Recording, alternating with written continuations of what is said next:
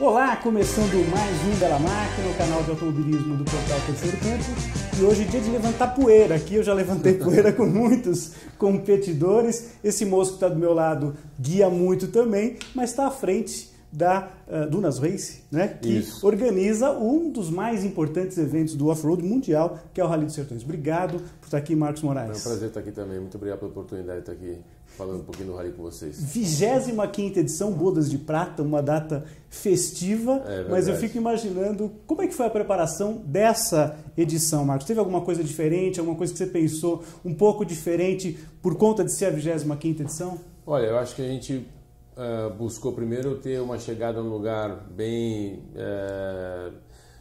turístico, um lugar que pudesse os pilotos depois da prova ter um momento de descontração com a família, né? Poder aproveitar um lugar prazeroso, e para isso a gente escolheu a Cidade Bonito. Pela primeira vez estamos chegando lá com muitas alternativas turísticas fantásticas, não é mesmo? Então, para nós foi uma grande oportunidade. É a primeira vez lá, né? É a primeira vez lá, está sendo uma grande oportunidade de chegar no Mato Grosso do Sul e especificamente também na Cidade Bonito. Para esse ano, acho que o que a gente buscou fazer é alterar um pouco a ordem das coisas. Tá. Então, o Rally normalmente ele começa na primeira etapa com uma especial na faixa aí de 150 km, 120 km, e com um nível técnico, vamos dizer assim, de 0 a 10 na casa dos 6. Tá. Né? Então, para poder o piloto testar os seus equipamentos, ver se está tudo em ordem, para daí no meio da prova a gente começa a elevar o nível técnico da prova. A coisa começa a apertar um pouquinho. A ficar realmente num nível mais sofisticado, mais competitivo, e a gente tem normalmente um dia da competição, a etapa maratona. Tá. Na etapa maratona o piloto ele não pode ter apoio mecânico, né? Então ele faz por conta própria, ele tem um tempo restrito também para poder tentar consertar alguma coisa. Então nós pegamos o nível 10, que normalmente acontece no meio do rally, e trouxemos para o primeiro dia. Tá.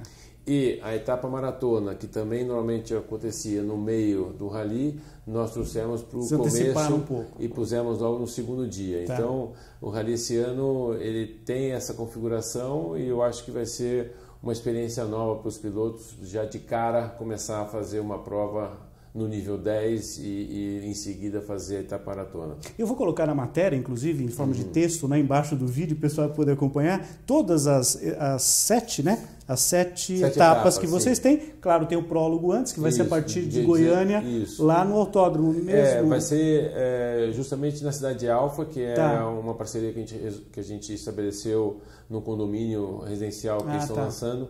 Então, só que esse ano vai ser diferente do que foi no passado. No passado nós fizemos um prólogo onde tinha um circuito, onde a pista era circuito fechado, vamos dizer assim, como se fosse uma pista de motocross, vamos dizer assim.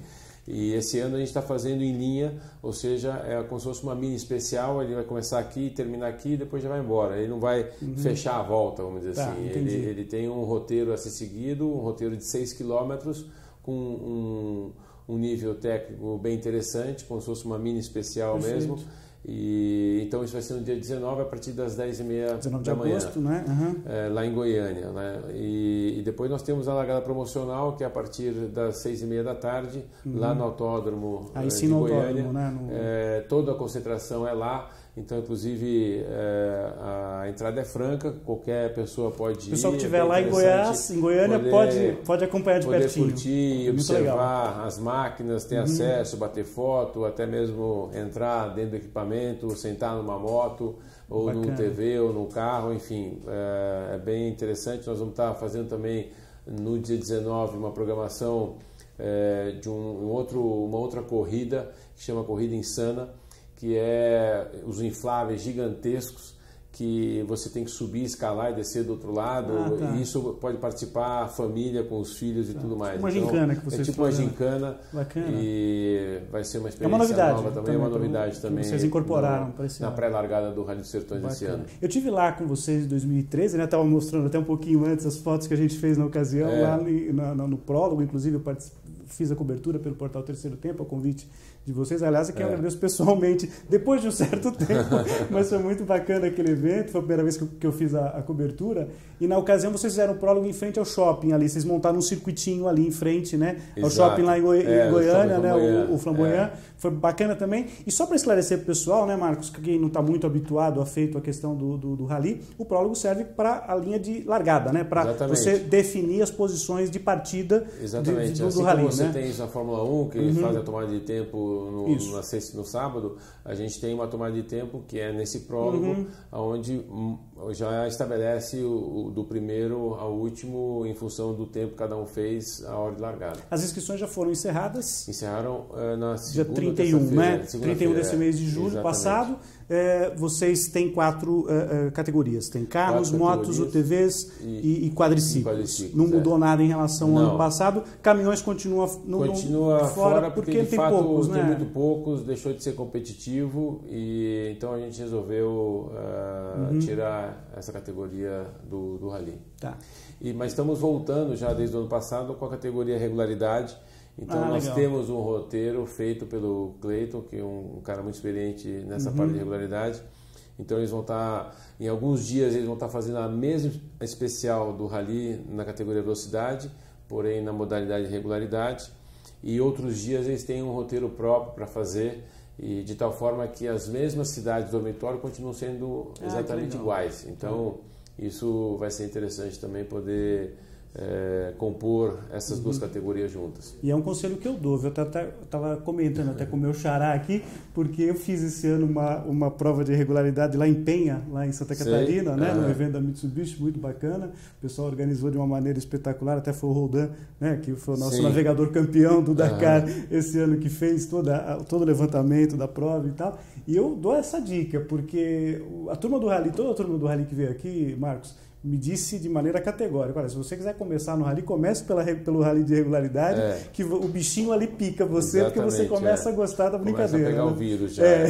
E o teu, quando você começa, voltando um pouquinho no tempo, quando começa a tua história com o mundo de motorsport, enfim? Na verdade, a primeira experiência que eu tive com o rally não foi nem no Rally São Francisco, que foi o primeiro rally de moto que teve aqui, de longa duração, que foi um evento que foi, se não me falha a memória, em 89, saiu de Ribeirão Preto e terminou em Maceió, era só a categoria motos. Você começou então nas motos? Eu comecei pelas motos, eu fiz os Sertões 3 vezes de moto, e depois eu fiz mais 2 de carro. Depois, enfim, com a organização fica praticamente impossível de você poder conciliar as duas coisas. Mas então começou... Na verdade, então, começou com o Rally dos Incas, que veio aqui para o Brasil, saiu lá de Lima, no Peru, e chegou no Rio de Janeiro. E eu tive a oportunidade de participar da última etapa, que eles abriram as inscrições para os brasileiros participar da etapa São Paulo-Rio. Foi ali que eu tive o primeiro contato com o Rally Cross Country. Eu fiz de moto também. E aí, em 89, surgiu o Rally do São Francisco, e em 93 teve a primeira edição do Rally dos Sertões. Essa foi a primeira edição que você participou efetivamente. Pilotando. Carros também você fez Sertões? Carro eu fiz 2 vezes participando dos Sertões. Voltando a falar um pouco da organização, porque assim, os pilotos normalmente eu tenho tido bons retrospectos e boas análises do que os pilotos, mas é muito legal estar conversando com você, porque além da experiência como piloto, você tem, obviamente, na parte de organização, né, Marcos? E eu fico imaginando que para organizar um evento desse tamanho, eu tive lá uma vez e dá para ter a noção do tamanho que é a logística toda que está envolvida, né, em fazer tudo isso. Eu meio que comparo a coisa de um carnaval, né, que você termina um desfile de um ano, o cara da escola de samba já está preparando o próximo. Acho que vocês também são assim, termina o ano, você já está pensando no próximo. Eu te confesso que nós já estamos com o roteiro do ano que vem pronto.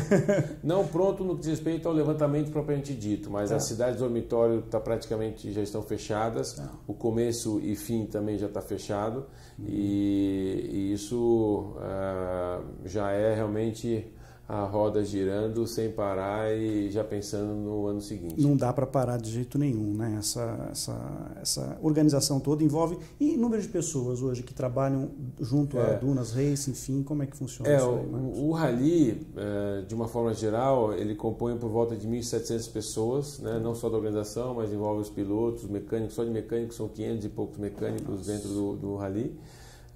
Da organização, dependendo das etapas, dependendo de onde a gente vai, a gente trabalha aí com 180, 190 pessoas na organização. E então isso torna a coisa sempre, a gente busca ter sempre as mesmas pessoas trabalhando com a gente, e isso a gente conseguiu fazer nesses últimos 10 anos. Eu acho que 99% das pessoas que estão ali na organização são pessoas que já estão com a gente há muito tempo, então já sabe a dinâmica como é, já sabe as dificuldades, aonde tem que ficar atento para determinadas situações. Então, as situações de mais, vamos dizer, de perigo, porque obviamente que é uma competição que envolve, claro, como toda competição que tem velocidade, né, Marcos? Não tem como fugir disso daí, né? Principalmente para motos, né? Eu acho que é o mais vulnerável, vamos dizer assim. Eu acho que o rally acaba sendo também uma grande família, porque as pessoas estão ali nem sempre pelo cachê que você possa receber, e sim por estar ali querendo ajudar esse grande desafio, essa grande experiência de vida que é você estar dentro desse circo e conhecendo as diferentes regiões do Brasil de uma forma espetacular. Eu acho que essa é a grande Uma coisa apelo. Que me chama muita atenção em todas as edições que eu tenho acompanhado e noticiado aqui no Portal Terceiro Tempo, através da nossa home de automobilismo, Bela Máquina, é a questão das imagens, né? Vocês têm um cuidado muito grande em fornecer depois, não só durante o evento, mas depois, né? Vocês têm toda uma cobertura, um levantamento com helicópteros durante o Sim, a o gente evento, faz, né? na conferência do roteiro do Rally, a gente já faz uma alocação, a gente já tenta saber onde vai ficar as câmeras de chão, que tipo de câmera que vai estar sendo posicionada ali, se é de slow motion ou não. A parte aérea, a captação aérea, a gente também já tem as marcações com GPS, aonde que vai filmar, como que o helicóptero vai se aproximar do piloto, se vai vir pela frente ou pelo lado, enfim. São estudos que a gente faz mais especificamente dependendo do tipo de equipamento que a gente vai utilizar. Microcâmeras, por exemplo, é outro material importante. Hoje em dia você tem acesso aos drones, que são equipamentos fantásticos, que te dão uma flexibilidade muito maior para você captar ângulos distintos, né? Também, né? Às vezes, então, isso para nós é muito importante, e eu diria que é justamente através dessas imagens que a gente consegue criar, né, o engajamento de todo mundo dentro da prova. E a questão de socorro médico, quando existe essa necessidade, eu sei que vocês têm essa preocupação, eu já participei de um briefing de vocês numa edição dos Sertões, do questão médica, do corpo médico envolvido nisso daí. Claro, que a gente quer que não aconteça nada, mas você tem que estar totalmente preparado para isso também, né, Marcos? De fato, a segurança é um ponto muito importante dentro da prova, porque você está falando de grandes tensões, né? Então, você tem um piloto que está começando a largar a especial e tem outro piloto que já está andando lá no quilômetro 200 da especial. Então, a área de cobertura grande. A área de cobertura é muito grande, e para isso a gente tem não só a equipe técnica composta de quase 100 pessoas espalhadas pelo roteiro da especial em pontos estratégicos que facilite a comunicação por rádio, e eles estão permanentemente monitorando cada piloto que passou ali, o numeral dele, se foi moto, se foi carro, se foi UTV, se foi quadriciclo, de tal forma que a gente possa saber onde está o primeiro piloto e o último piloto. E dando a cobertura total da comunicação, existem 2 aviões sobrevoando a prova. Então, com esses 2 aviões, a gente cria um cone de comunicação de praticamente 300 quilômetros. E isso nos permite saber com precisão o que está acontecendo lá no chão, na corrida, se tem acidente, se não tem. E normalmente, ocorrendo um acidente, principalmente de moto, que apesar de ele ter o rádio para se comunicar, nem sempre ele consegue, porque ele está machucado ou teve algum imprevisto, mas pelo regulamento o piloto seguinte ele é obrigado a parar para dar assistência, e aí sim esse faz o contato por rádio com os aviões acionam os helicópteros. Nós temos 2 helicópteros UTI dentro da prova que são acionados para fazer os resgates. Então o tempo médio nosso de atendimento dura por volta de 20 minutos entre a ocorrência, quando a gente fica sabendo, e o helicóptero está pousando no local do acidente. Viaja, eu sei que você viaja bastante, você acompanha provas lá fora. O que você tem acontecem novidades, coisas novas que você tentou incorporar? O que você trouxe de novidades, por exemplo, lá de fora? O que o pessoal copia dos Sertões também lá fora? Eu acho que a principal novidade nesses últimos anos que a gente pôde implementar nos Sertões foi a situação das áreas de radar. Tá. Antigamente, quando a gente não tinha o conhecimento, né, de você poder implementar em pleno especial uma área de radar, onde o piloto é obrigado a reduzir a velocidade para transpor um vilarejo ou coisa do gênero. Então, antigamente, quando nós não sabíamos que era possível de você implementar isso, nós, quando chegávamos num vilarejo, você tinha que parar a prova. Então, as especiais, que é justamente onde os pilotos estão acelerando... Que é o trecho cronometrado, né? Que é o trecho cronometrado. Normalmente, elas eram aí de 70 km, 80 km. Então, com a introdução da zona de radar, a gente começou a fazer especiais de 300 km, de 500 km de extensão.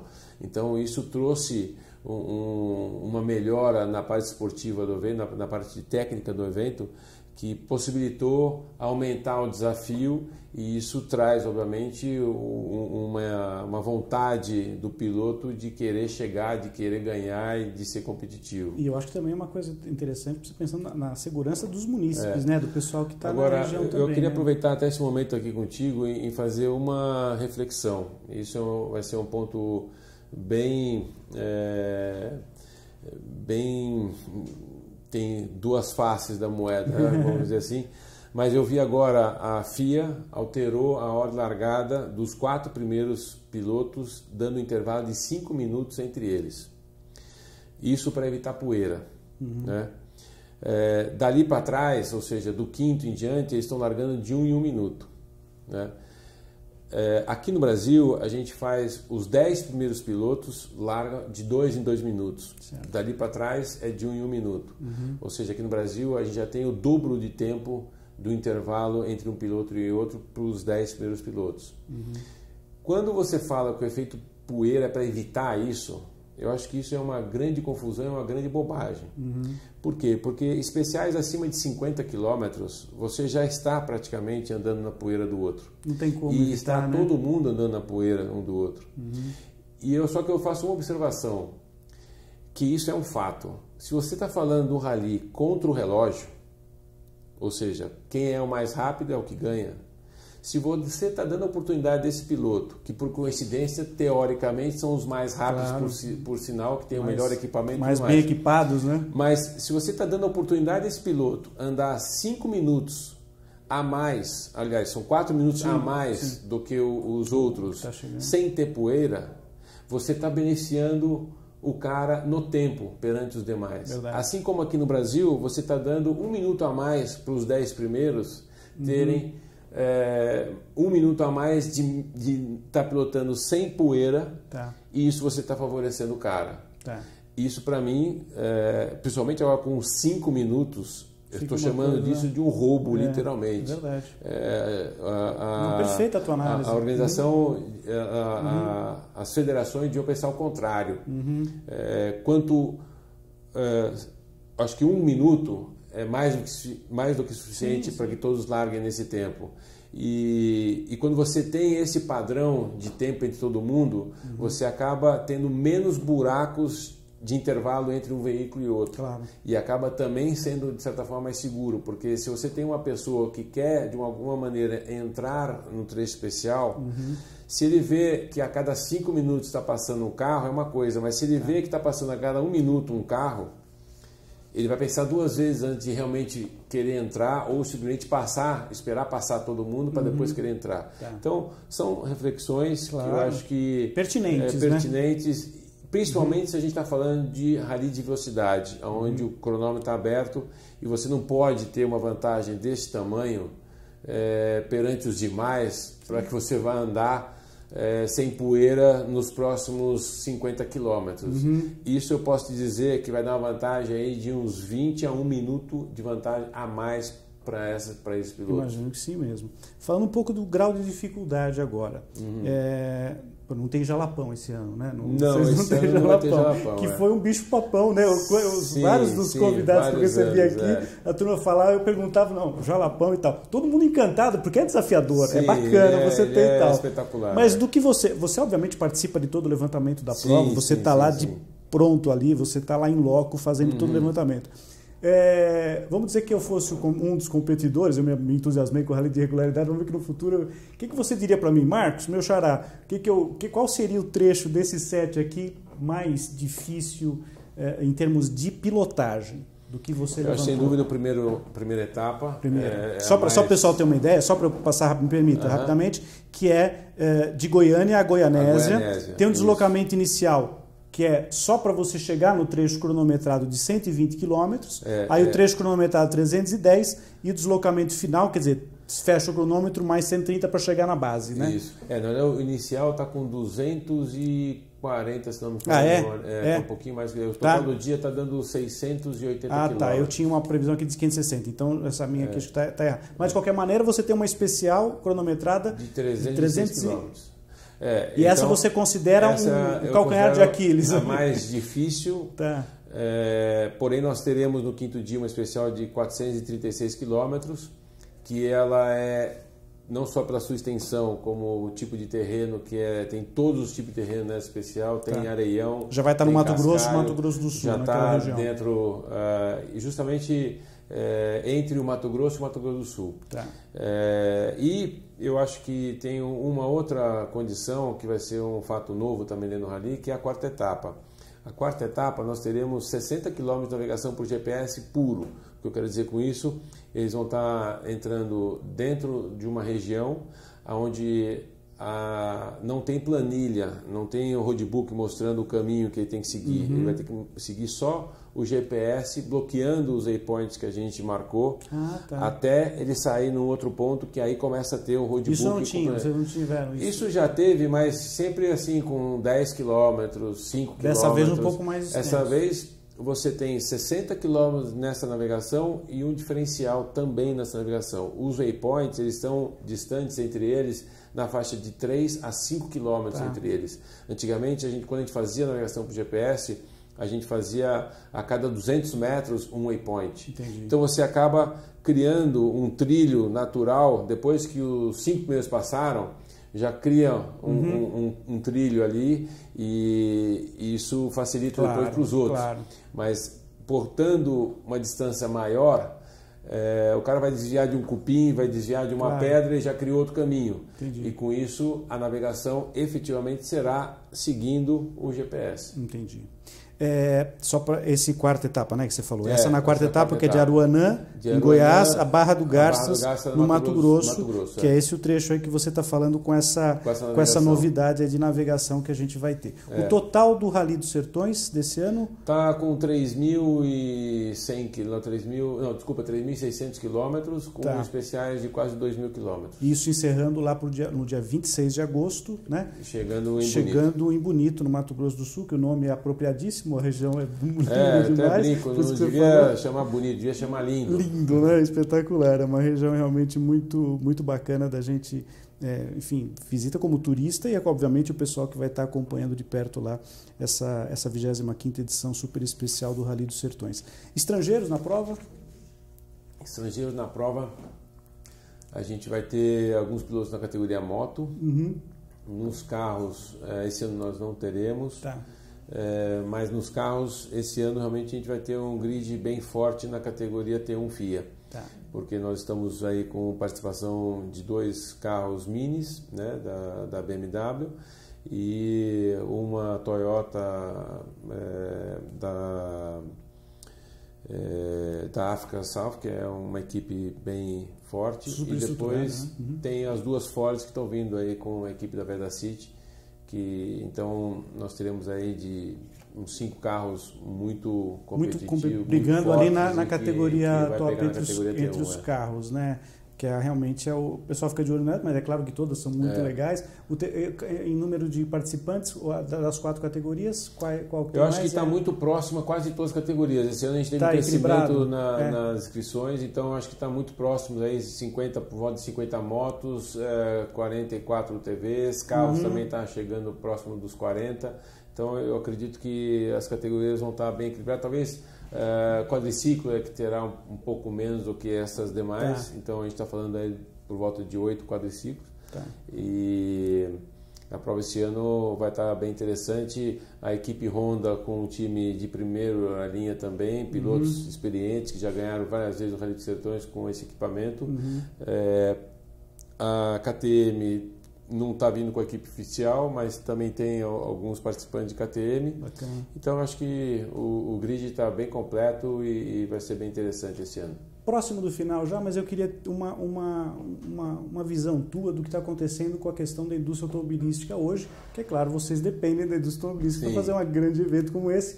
E hoje a gente está vendo toda uma tendência para os carros híbridos, os carros elétricos, inclusive nas competições de asfalto, né? A Fórmula 1 hoje está muito diferente daquela que a gente acompanhou algumas décadas atrás, né, Marcos? A Fórmula E, o crescimento e tal.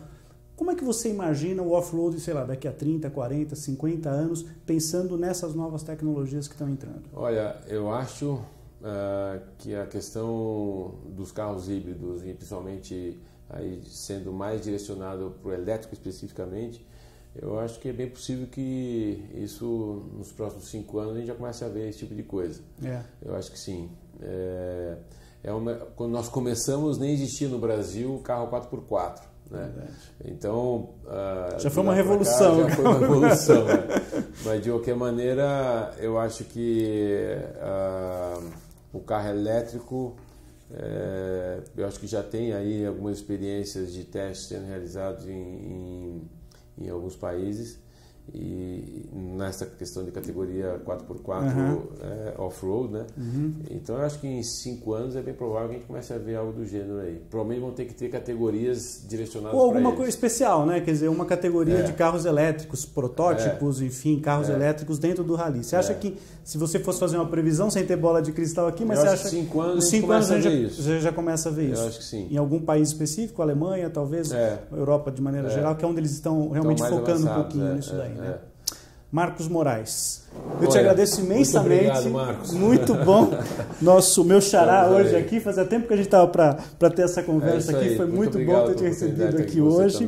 Eu queria que você, imagina, obrigado demais, foi muito legal ter conversado com você. Eu queria que você deixasse redes sociais, quem quiser acompanhar os Sertões, o site oficial vai estar passando aí embaixo para o pessoal poder ver, né? Sertões.com, o site oficial. Exato. Para acompanhar toda a prova, enfim, tem boletins diários durante o evento. Temos a assessoria de imprensa da VIPCOM e que vai estar sempre distribuindo boletins diários. Então estamos aí tanto no Instagram como no Facebook, Twitter, está sempre lá, só digitar aí Sertões 2017, Sertões Oficial, isso daí vai te levar para o caminho lá, sem precisar de navegador, sem precisar de navegador. E fica o convite abertíssimo, né, para quem estiver em Goiânia, né, no dia 19, né, que é a largada do prólogo, a largada promocional. Como o Marcos falou, você vai poder chegar próximo dos equipamentos, ver os pilotos ali de pertinho, enfim, tirar foto, fazer tudo. Você vai ser fazer a cobertura especial. O público em geral pode fazer isso daí. Eu sempre deixo aqui no final, Marcos, uma dica para o pessoal acompanhar a famosa sessão que fim levou do Portal Terceiro Tempo, que é o xodó do Milton Neves. E como a gente falou de off-road aqui, então a dica que eu vou dar é do Guilherme Spinelli, para você ver a página do Giga, né, que já veio aqui várias vezes, e do Clever, né, do Clever Cobra, que também os dois têm páginas lá com muitas fotos, muitas histórias deles. Então, depois desse papo muito legal que eu tive com o Marcos Moraes, eu encerro o Bela Máquina de hoje. Pessoal, até a semana que vem. Um grande abraço. Tchau, tchau.